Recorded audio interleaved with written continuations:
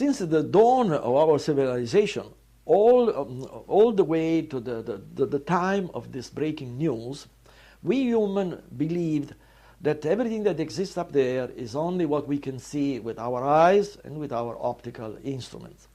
Well, things have changed now, because we have established the existence of entities existing in our terrestrial environment. And these entities are completely invisible to our eyes as well as to our optical instruments, but are fully visible with new instruments, therefore dramatically enlarging our conception of the perceivable universe, with far-reaching possibility of future development and discoveries that perhaps are beyond our imagination at this time. The revolutionary Santilli telescope is designed to detect antimatter in deep space.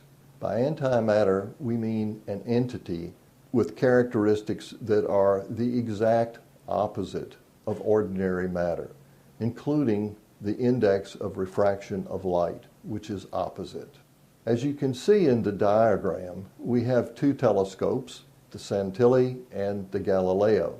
Now, if you look closely, you'll see that the only real difference between the two is the lens. Notice that the Galileo uses a convex lens, whereas the Santilli telescope uses a concave lens. Now, when ordinary light passes through the Galileo telescope with the convex lens, that lens focuses the light and can be recorded, or the image recorded, by a digital camera. Should antimatter light pass through the convex lens, it would merely be dispersed along the walls of the telescope and not be focused at all. Now, the exact opposite happens with the Santilli telescope. When antimatter light passes through the concave lens, it is then focused and provides an image that can be recorded by a digital camera. Ordinary light would be dispersed among the walls of the telescope. Galileo originally conceived and constructed his telescope for discovery in deep space. But as we all know, Galileo telescope is today used for all sorts of terrestrial view. Our telescope had essentially the same fate, because it was originally conceived for the detection of antimatter galaxy way deep into space.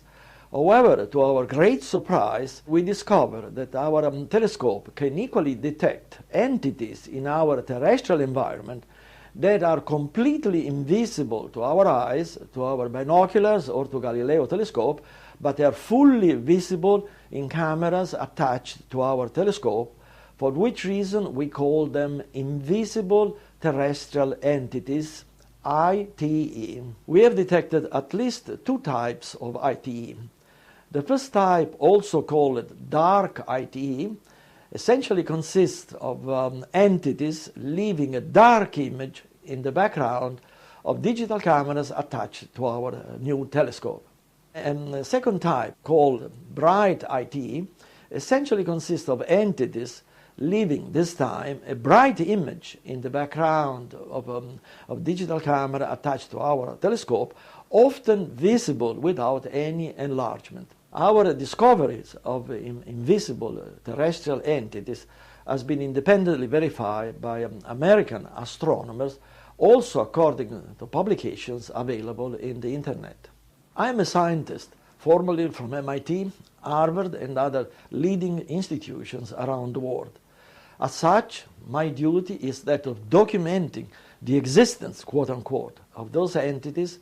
The question of what those entities are must be answered by our government, because those entities appear to conduct unauthorized surveillance of rather sensitive civilian, industrial, and military installations.